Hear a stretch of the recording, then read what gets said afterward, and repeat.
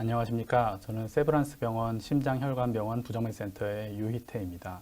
제가 오늘 말씀드릴 내용은 심방세동 전극도자 절제술에 대한 내용입니다. 먼저 시술의 목적과 효과에 대해 말씀드리겠습니다. 심방세동을 정상 동율동으로 전환시키는 치료는 항부정맥 약물, 그리고 전기적 동율동 전환, 고주파 전극도자 절제술, 그리고 냉각 풍선도자 절제술 등 방법을 통해서 할 수 있습니다. 먼저 항부정맥 약물 치료를 해보고 약물의 반응이 적거나 부작용으로 인해서 약물 복용을 지속하기 어려운 환자를 대상으로 도자 절제술을 시행할 수 있습니다.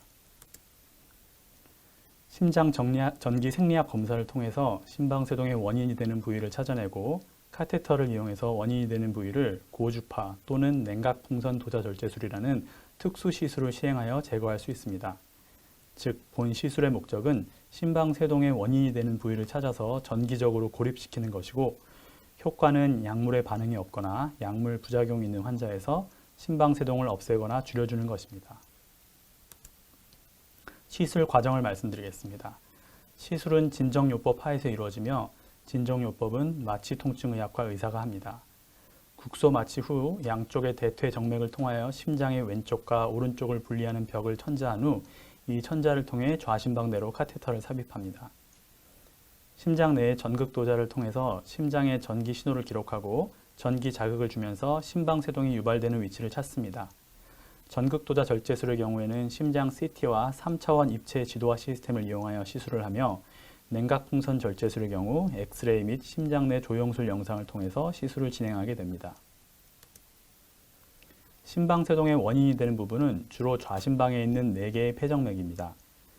전극도자 절제술의 경우에 3차원 입체 지도화 시스템을 보면서 절제용 카테터를 이용해서 4개의 폐정맥을 전기적으로 고립시킵니다.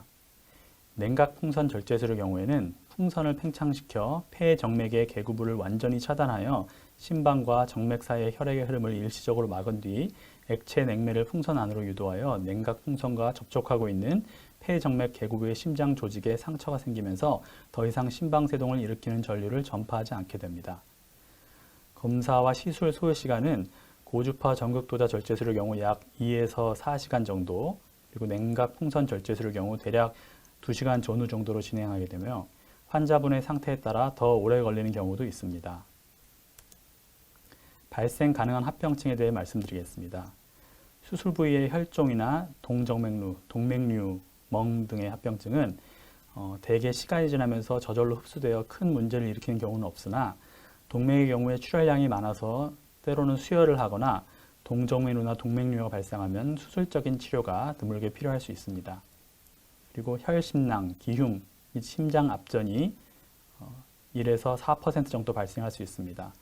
드물지만 시술 도중이나 직후에 심장에 삽입한 전극 도관에 의해서 심방이 파열돼서 심낭 내에 출혈을 가져올 수 있습니다.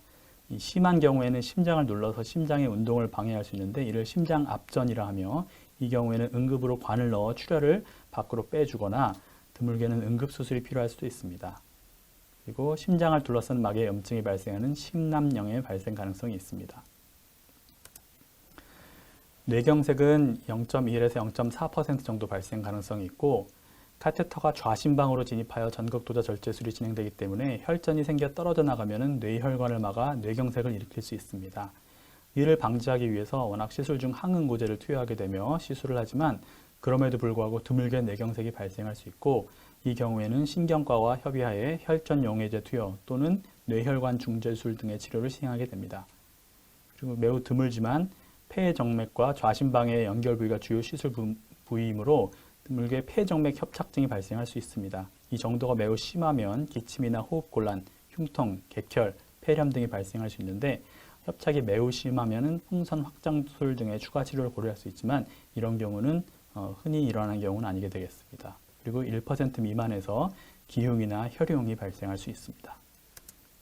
심방 식도누공은 매우 드물지만은 굉장히 치명적일 수 있는 부작용 합병증이 되겠습니다. 좌심방과 식도는 인접한 기관이어서 심방의 전극도자 절제술 중에 작은 구멍이 형성되어서 식도와 연결되는 경우가 매우 드물게 발생할 수 있습니다. 이 경우는 뇌경색이나 발열 등으로 발현하며 치명률이 매우 높아 응급수술을 해야 합니다. 도자 절제술 2주 정도 경과 후에 지속적으로 발열이 있거나 원인 불명의 뇌경색이 발생하면 의심을 할 수 있습니다. 그리고 3% 미만에서 동결절 기능 장애 또는 방실 차단이 발생하여 심박동기를 넣어야 되는 경우가 발생할 수 있는데 보통 시술 전에 부정맥의 진행 정도와 연관성이 있습니다. 그리고 횡격막 신경이 고주파 절제술보다 냉각분화 절제술에서 조금 더 흔히 발생할 수 있는데 대부분 70% 이상의 환자에서 6개월 이내에 정상으로 회복된다고 보고되며 그 이후의 회복 가능성도 보고되고 있습니다.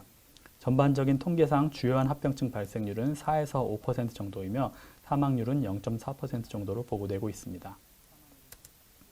시술 관련 주의사항으로는 검사 전 8시간 이상 금식을 해야 되고 검사 중에는 부정맥을 유발하기 위해서 전극 도자를 이용해서 심장을 자극하기 때문에 두근거림이나 흉부 불편감을 느낄 수 있습니다. 심장 전기생리 검사 결과 심방세동의 원인이 되는 부위가 매우 넓을 경우에는 추가적으로 넓은 부위에 전극도자 절제술을 할 수 있으며 이 경우 시술 시간이 연장될 수 있습니다. 다만 시술 시행 도중에 환자의 상태에 따라 미리 설명하고 동의를 얻을 수 없을 정도로 긴급한 수술 방법의 변경 또는 수술 범위의 추가가 요구되는 경우에는 이에 따른 수술의 시행 후에 지체 없이 그 변경 또는 추가의 사유 및 수술의 시행 결과를 환자 또는 대리인에게 설명을 드리겠습니다. 선택할 수 있는 다른 치료 방법으로는 약물 치료나 전기적 동율동 전환 등이 있겠습니다. 이 시술을 실시하지 않을 경우에는 심방세동이 지속될 경우에 빠른 심박수로 인해서 두근거림이나 호흡곤란, 흉부 불편감 등이 악화될 수 있고 장기적으로는 뇌졸중이나 심부전의 위험이 증가될 수 있습니다. 성공률과 시술 후 환자 관리에 대해 말씀드리겠습니다. 심방세동에 대한 심장 정기 생리학 검사 및 도자 절제술은 발작성인 경우에는 약 70에서 80%, 만성형인 경우에는 약 60에서 70% 정도 성공할 수 있겠습니다. 이런 성공의 기준은 도자 절제술 후 3개월 후에 심방세동 재발이 없는 것입니다. 뇌경색의 위험성이 적은 환자의 경우에는 항응고제를 중단할 수도 있습니다. 하지만 위의 성공률은 일반적인 확률이고 임상적인 상황에 따라 차이가 있을 수 있습니다. 필요시에 의료진과 상의하여 통증에 대한 관리를 추가로 받으실 수 있겠습니다. 경청해 주셔서 감사합니다.